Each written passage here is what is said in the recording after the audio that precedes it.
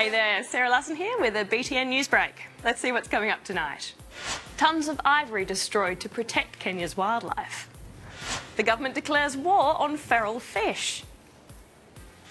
And a homemade Dalek terrorises Bendigo locals. First up today to Kenya, where more than 100 tonnes of elephant tusks were destroyed on the weekend. It was the biggest ivory burning the world's ever seen, and authorities are hoping it sends a message to poachers that elephants are off limits. Here's Dash. These piles represent more than $100 million worth of illegal ivory. They also represent the deaths of thousands of endangered elephants. And on the weekend, Kenyan officials sent a message to poachers around the world by setting the ivory on fire. Proceeds of violence and death are recycled into crime, threatening not just our natural heritage, but also the stability of our states and the safety of our communities. Africa is home to around 500,000 elephants, but each year more than 30,000 are killed for their ivory tusks, which for centuries have been turned into things like ornaments, jewellery and sculptures.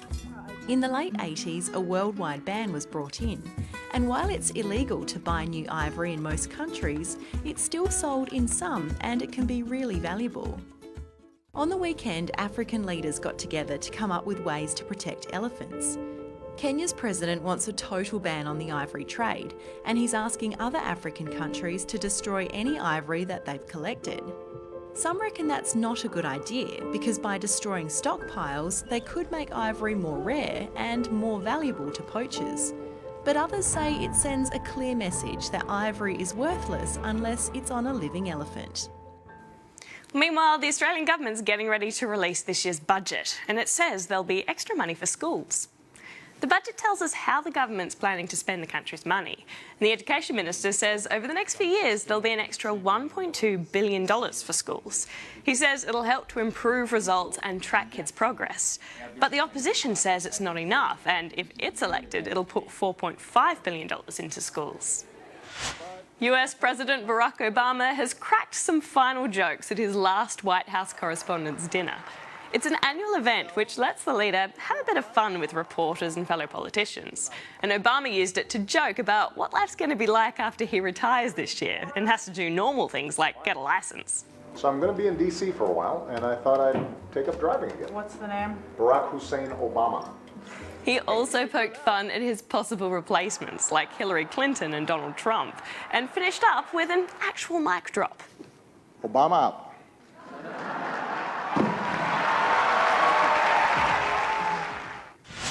And 33 lions are exploring their new home in South Africa after being rescued from circuses in Peru and Colombia. Both of the countries recently banned the use of wild animals in circuses after a long campaign by animal rights groups. It might be one of the finest rescues that I've ever seen. It's never happened before, taking lions from circuses in South America all the way home to Africa. It's like a fairy tale. The Aussie government has declared war on carp. It's going to spend $15 million on a program to get rid of the introduced fish, which are wreaking havoc in the Murray River. Here's Emma with more. It's the dawning of Carpageddon.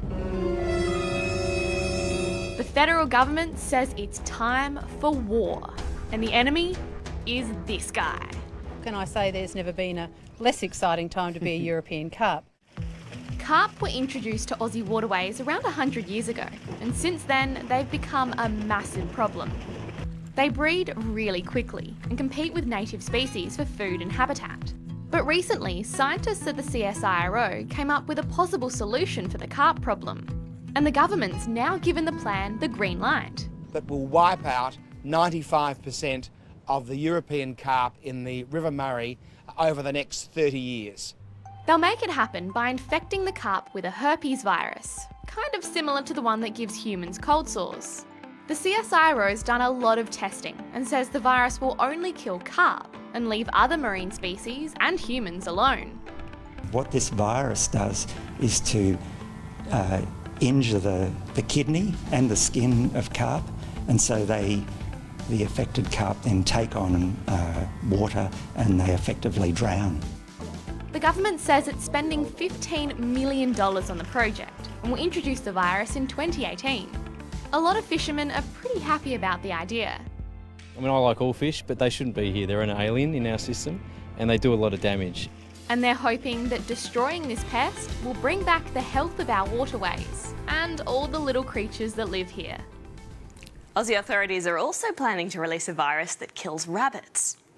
It's called K5 and it's a Korean strain of the Khaleesi virus, which was first released in Australia back in 1995. Back then it killed more than 10 million rabbits, and researchers are hoping that K5 will wipe out even more. They're hoping to release it in autumn next year. In Melbourne, thousands of runners have taken on the Puffing Billy steam train in a 13k race. Puffing Billy faced a few disadvantages, like extra weight and a delay caused by bad weather. The humans who made it over the line first were happy to share their victory with the famous old engine. And a British man has invented his own hover bike. Colin Furs put this contraption together in his garden shed over a few weeks. He says it's kind of hard to control, but he was pretty stoked to get it off the ground. Now, speaking of backyard inventions, you're about to meet an 11-year-old who has her very own Dalek. Here's Emma. Marvin's out to exterminate the human race, and he's starting in Bendigo. Marvin's a Dalek, an alien race that you might recognise if you're a Doctor Who fan. But this one wasn't built by an evil overlord. It was built by Sophie's dad. I thought he couldn't do it. I actually thought that it's impossible to build a Dalek, but he eventually built one. Marvin moves along at about 12 k's an hour.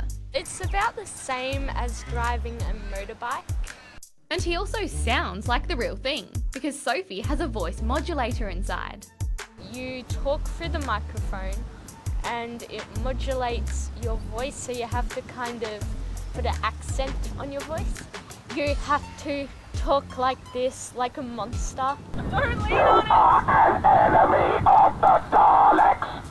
Marvin's really popular with people on the street, and Sophie and Peter say they get a few funny looks when they're driving around town. And you can almost see OMG coming out of their mouths because they see this Dalek sitting on the back of the tow truck. And while they're not out for world domination, they do have plenty of fun giving people a little fright. Scare some kids. Yeah. That's good fun. Maybe we shouldn't admit that.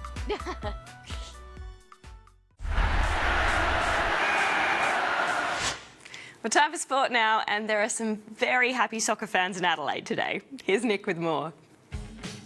There have been massive celebrations in South Australia after Adelaide United's first ever championship win. United! United! United! We are champions and we are champions! It was a fairy tale finish to the season for the Reds, who beat Western Sydney 3-1 in the grand final. Pablo Sanchez! That's it! They've done it! The win capped off one of the biggest comeback stories in Australian sporting history. 8 games into the season, Adelaide were rock bottom with 0 wins.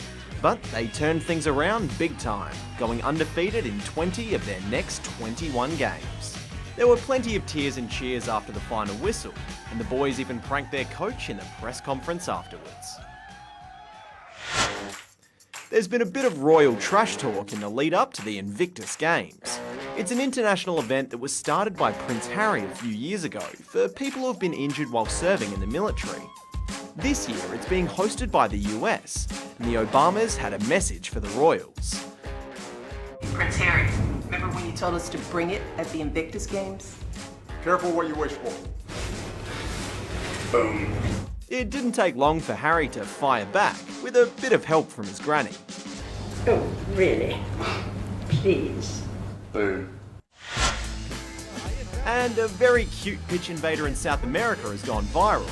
It took a while for the players to catch the overexcited pup, and it made sure to get a few licks in on its way out. It's so cute. Well, that's all we have for today, but we'll be back with more news tomorrow. See you then.